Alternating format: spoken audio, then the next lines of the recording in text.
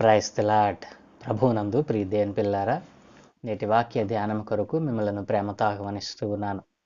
నేటి వాక్య ధ్యానం కొరకు ప్రార్థన చేద్దామా? మమ్మల్ని మిక్కిలిగా ప్రేమించుచున్న మా ప్రియ పరలోకపు తండ్రి, మీ ఘనమైన ఉన్నతమైన నామానికి స్తోత్రాలు నాయనా. మీ నామానికి మహిమ తెచ్చేటువంటి బిడ్డలుగా ప్రతి దినము నీ సన్నిధిలో కూడుకొని నీ వాక్యాన్ని ధ్యానం చేస్తూ ఉండగా, దేవా, ఈ ఆనంద మాసములో నీవు పుట్టావని సంతోషిస్తున్నటువంటి ఈ శుభదినాలలో అయినా నీ పుట్టుక ఆవశ్యకతను గురించి, అయా నీ వంశావళిలో దాగి ఉన్న అనేక మర్మాలను తెలుసుకోవటానికి నీవు కృప చూపుతున్న విధమును బట్టి మీకు వందనాలు నాయనా. ఈరోజు కూడా మరొక అంశము ద్వారా మరొక విషయాన్ని నేర్చుకోవటానికి నీ సన్నిధిలో కూర్చుని ఉన్నాము నాయన. అయా మీరే మాకు బోధించి మీ ఆత్మజ్ఞానంతో మాకు వివరించమని, మీరే మహిమ ఘనత ప్రభావములు పొందుకోమని యేసు నామమున ప్రార్థించి వేడుకుంటూ ఉన్నాను తండ్రి, ఆమేన్.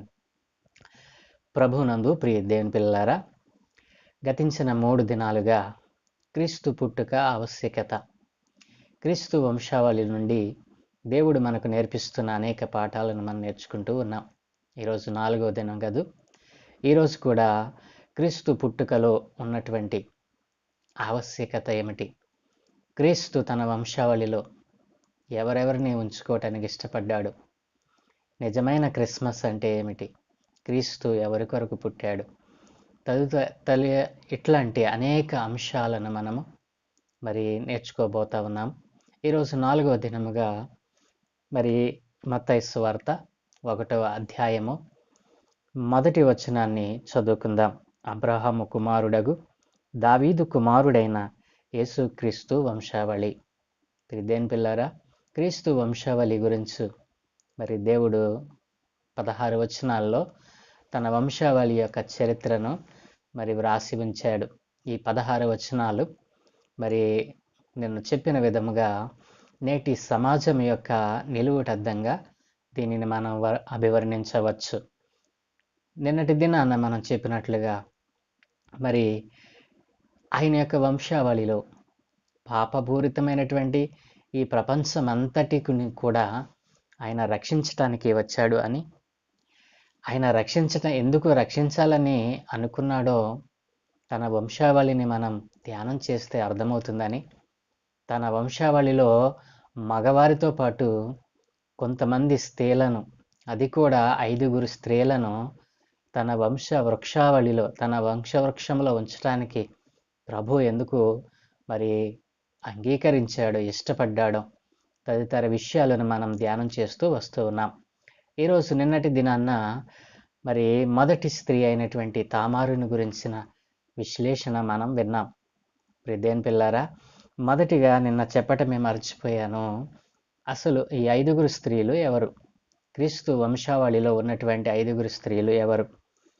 దేవుని పిల్లారా, 3వ వచనం, మత్తయి సువార్త 1వ అధ్యాయం 3వ వచనంలో ఉన్నటువంటి మాట, మొదటి స్త్రీ తామారు, 2వ స్త్రీ 5వ వచనంలో మనం చూసినట్లయితే రాహాబు, 3వ స్త్రీ మనం చూసినట్లయితే అదే వచనంలో రూతు, 4వ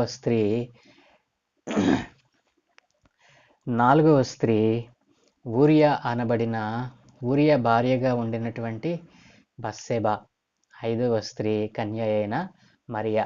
దేవుని పిల్లలారా, ఈ 5 స్త్రీలు క్రీస్తు వంశావళిలో, క్రీస్తు వంశ వృక్షములో ఉండటానికి ప్రభు ఎందుకు అంగీకరించాడు? దేవుని పిల్లారా, ఒక్కొక్క స్త్రీ గురించి మనం ధ్యానం చేస్తూ వస్తున్నాం. నిన్నటి దినాన తామారు జీవితాన్ని గురించి మనం ధ్యానం చేశాం. దేవుడు తామారుని ఎందుకు తన వంశవృక్షంలో ఉంచటానికి ఇష్టపడ్డాడు? దేవుని పిల్లారా, ఈరోజు 2వ స్త్రీ అయినటువంటి రాహాబును గురించి మనం నేర్చుకుందాం. దేవుని పిల్లలారా, మరి 1వ అధ్యాయము 5వ వచనంలో మరి రాహాబు అనేటువంటి స్త్రీ మనకు కనపడుతుంది. ఈ రాహాబు అనేటువంటి స్త్రీ ఎవరు? దేవుని పిల్లలు ఆలోచన చేశారా? ఈ రాహాబు అనేటువంటి ఆమె ఒక వేశ్య. ప్రియదేని పిల్లలారా, ఈ రోజున సమాజంలో మరి నిన్నటి దినాన్న మనం ధ్యానం చేసినటువంటి మొదటి స్త్రీ తామారు. తామారు ఏ రకంగా పిలువబడింది? విధి వంచిత అని పిలువబడింది. ప్రియదేని పిల్లలారా, విధి వంచటం వలన ఆమె తన యొక్క వైవాహిక జీవితాన్ని పోగొట్టుకుంది. మరి రాహాబు ఎవరు? వేశ్య. ప్రియదేని పిల్లలారా, ఈమెకు మనం ఏమని పేరు పెట్టవచ్చు? ఆమెనేమో విధి వంచితే, ఈమెనేమో సమాజము వంచింది. ప్రియదేని పిల్లలారా, ఎవరు కూడా మరి వేశ్యగా జీవించాలని అనుకోరండి. ఎవరు కూడా పుడతంతో వేశ్యగా పుట్టరు. ప్రియదేని పిల్లలారా, ఆలోచన చేశారా? కాబట్టి రాహాబును మనము సమాజం వంచటం వలన ఆమె వేశ్యగా మారవలసి వచ్చింది అని మనం వర్ణించవచ్చు.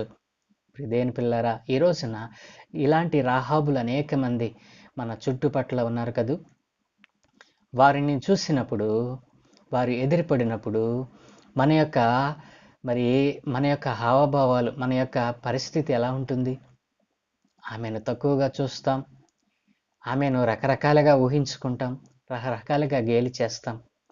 తన జీవితాన్ని మరి అనేక కథలుగా మనం చెప్పటానికి ప్రయత్నం చేస్తాం. ప్రియదేని పిల్లలారా, ఆమె తనకు తానుగా వేశ్యగా మారలేదు. ఈ సమాజము ఆమెను వేశ్యగా మార్చింది. ప్రియదేని పిల్లలారా, సమాజము పాపముతో కూడుకొని, పాపమును పట్టుకొని, పాపములో జీవిస్తూ అదే పాపములోనికి అనేక మందిని లాగివేయటానికి ఈ సమాజం ప్రయత్నం చేస్తూ ఉంది. ఇట్లాంటి సమాజమును మార్చటానికే క్రీస్తు మన కొరకు పుట్టవలసి వచ్చింది. క్రీస్తు మన కొరకు రావాల్సి వచ్చింది. ప్రియదేని పిల్లలు ఆలోచన చేశారా? వేశ్య ఎక్కడైనా కనపడినప్పుడు మనము మన ఇంటికి సాదరంగా ఆహ్వానించి, మరి అతిథులకు మనం ఏ రీతిగా సత్కారం చేస్తామో ఆ రీతిగా మనం ఎక్కడైనా సత్కారం చేసిన దాఖలాలు ఉన్నాయా? వేశ్య అంటేనే తన జీవితాన్ని మరి ఎంతో చెడిపోయిన దానిగా, ఈ ప్రపంచంలో నాకంటే మంచోళ్ళు ఎవరో లేరు, మరి ఈ ప్రపంచంలో చెడ్డది ఏదైనా ఉందంటే ఆ వేశ్యే అని మనం వేలెత్తి చూపుతామే. కానీ సమాజము వెలివేసిన, సమాజము చేత వేశ్యగా మార్చబడిన ఈ రాహాబు విషయాన్ని మనం ఆలోచన చేద్దామా? ప్రియదేని పిల్లరా, రాహాబు సమాజ వంచితగా మిగలటానికి గల కారణం ఏంటి? ప్రియదేని పిల్లరా, ఆలోచన చేయండి. ఈ రోజున సమాజంలో మనం ఆలోచన చేస్తే రాహాబు లాంటి అనేక మంది స్త్రీలు ఈ రోజున మరి వేశ్య వృత్తిలో ఉండి మగ్గిపోతున్నవారు. తమ సొంత బిడ్డలను కూడా మరి తాకలేని స్థనం. ఎక్కడ మన నిజ జీవితం బయటికి తెలిస్తే తన పిల్లలు మరి అల్లరైపోతారేమోనని తాను కన్న బిడ్డలను కూడా సాకలేనటువంటి బ్రతుకులు వారివి. ఎవరు కూడా వేశ్యగా మారాలని, వ్యభిచారం చేయాలని అనుకోరండి. ఈ సమాజమే వారిని వ్యభిచారులుగా మార్చింది. ప్రియదేని పిల్లలు, ఒకసారి ఆలోచన చేయండి. ఒక వ్యభిచారిని, ఒక వేశ్యను మనము ఒకవేళ ఆమెను ఇంటర్వ్యూ చేస్తే అసలు మామూలు గృహస్థ జీవితంలో ఉన్నటువంటి స్త్రీలో లేని అనేకమైనటువంటి సుగుణాలు వారిలో మనం చూడగలం. వారు ఒక్కొక్క సాక్ష్యమును చెప్తా ఉంటే గుండెలు బద్దలైపోతాయండి, కళ్ళు చెమ్మగిల్లుతాయి. ఎందుకంటే తమ పిల్లలు గొప్పవారు కావాలని, తమ పిల్లలు మరి సమాజంలో ఒక పేరు ప్రతిష్టలు సంపాదించాలని, తాము కోల్పోయినటువంటి జీవితం తమ పిల్లలకు అంటకుండా, తమ శరీరానికి అంటినటువంటి ఆ మరక, మచ్చ తమ పిల్లలకు ఉండకూడదని వారు ఆ పని చేస్తూ ఉన్నారు. ప్రియదేని పిల్లారా, అట్లాంటి వారిని సమాజం ఎంతగా వంచిందంటే సమాజ వంచితులుగా ఆవిడని ముద్రీకరించింది. ప్రియదేని పిల్లారా, అట్లాంటి సమాజము వెలివేసిన మరి ఈ రాహాబులో మనం చూడవలసింది ఏంటో తెలుసా? ఆమె విశ్వాసము, ఆమె దేవుని యందు విశ్వాసం ఉంచింది. ప్రియదేని పిల్లారా, మరి యెహోషువ కాలంలో మరి యెరికోను వేగుచూచటానికి మరి ఇశ్రాయేలు జనాంగంలో నుండి దూతలు వచ్చినప్పుడు ఆమె యెరికో గోడ మీద వారిని మరి తన ఇంటిలో దాచిపెట్టి యెరికో ప్రజలకు, యెరికో రాజునకు వారు దొరకకుండా కాపాడగలిగింది. అప్పుడు వారితో ఏముందో తెలుసా? మీ దేవుడు ఫరో సైన్యమును, ఎర్ర సముద్రమును ఏ రీతిగా పాయలు చేశాడో, ఫరో ఎదుట మీ దేవుని యొక్క బాహుబలము ఎంత గొప్పదో, మరి అన్య రాజుల పట్ల మీ దేవుడు జరిగించినటువంటి ఆ యొక్క భయంకరమైనటువంటి యుద్ధములను గూర్చి మేము విన్నప్పుడు మా గుండెలు రగిలిపోయాయి, మండిపోయాయి. మేము భయకంపితులమయ్యామని. మరి మీ దేవుడు ఈ లోకంలో ఉన్నటువంటి మరి అందరికంటే గొప్పవాడని ఆమె విశ్వసించింది. ప్రియ దేవుని పిల్లారా, అందుకే క్రీస్తు ఇష్టపడ్డాడు. ఆమె జీవితము సమాజ వంచితగా ఉన్నప్పటికీ, సమాజము వెలివేసినప్పటికీ, మరి రాహాబును తన వంశవృక్షంలో ఉంచుకోవడానికి కారణం ఏంటో తెలుసా? విశ్వాసం ఉంచిందండి. తాను చేసే వృత్తి దేవునికి విరుద్ధమైనదైనా, తరువాత దేవునిని తెలుసుకున్న తరువాత, దేవుని యందు విశ్వాసం ఉంచిన తరువాత ఆమె గొప్ప విశ్వాసిగా మారింది. తనపై ఉన్నటువంటి ఆ ముద్రను చెరిపివేసుకోగలిగింది. ఎలానో తెలుసా? విశ్వాసం ఉంచుట ద్వారా. దేవుని యందు విశ్వాసం ఉంచింది. దేవుడంటే భయమును చూపింది.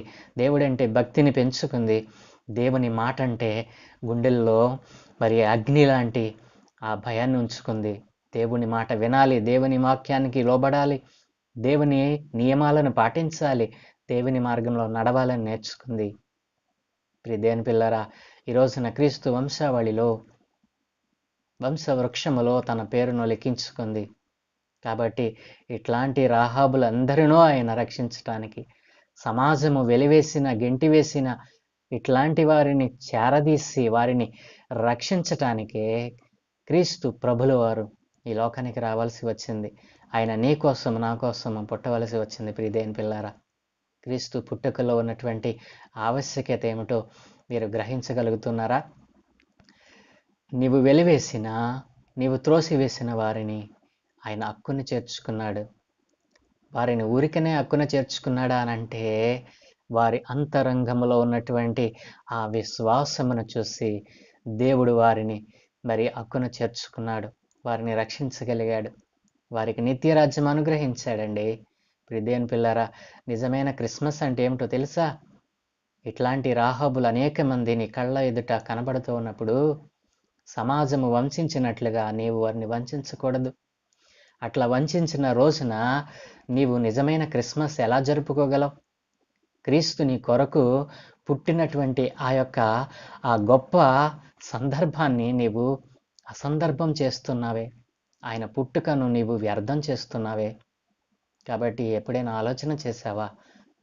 నీవు దేవుని కుమారుడు అని, దేవుని మరి సర్వశక్తి కలిగిన దేవునిని నీవు కలిగి ఉన్నావని తెలిసి కూడా ఈ రోజున మరి అనేక మంది మరి ఈ రోజున దేవుని సన్నిధి నుండి దూరమైపోతా ఉన్నారు. కాబట్టి రాహాబు లాంటి మరి వేశ్యని కూడా, సమాజం వంచినటువంటి స్త్రీని కూడా ఆయన ప్రేమించగలిగినటువంటి గొప్ప దేవుడు. దేవుని పిల్లారా, నీ జీవితంలో నిజమైన క్రిస్మస్ ఎప్పుడు జరుగుతుందో తెలుసా? క్రీస్తు కలిగిన ఈ మనసు నీవు కలిగి ఉండాలి. క్రీస్తు ఏ రీతిగా అంగీకరించాడో ఆ రీతిగా అందరినీ అంగీకరించగలిగినటువంటి మనస్సు నీకు ఉండాలి. అప్పుడు నిజమైన క్రిస్మస్ నీ జీవితంలో జరుగుతుంది. ప్రియ దేవుని పిల్లారా, క్రీస్తు పుట్టుక యొక్క ఆవశ్యకత ఎంత ఉన్నతమైనదో, ఆయన తన ప్రజల పట్ల, చెడిపోయిన పాపములో ఉన్న వారి కొరకు తాను ఏ రీతిగా ఆలోచన చేస్తూ ఉన్నాడో, ఎందుకు ఈ లోకానికి రావాల్సి వచ్చిందో మరి రాబోయే దినాలలో మరొక స్త్రీ జీవితంలో నుంచి మనం నేర్చుకుందాం. రాహాబు జీవితం నుండి ఒక్క పాఠమైనా నీవు నేర్చుకున్నావా? రాహాబు వేశ్యగా ఉన్నప్పటికీ, సమాజము వంచినప్పటికీ క్రీస్తునందు విశ్వాసం ఉంచింది.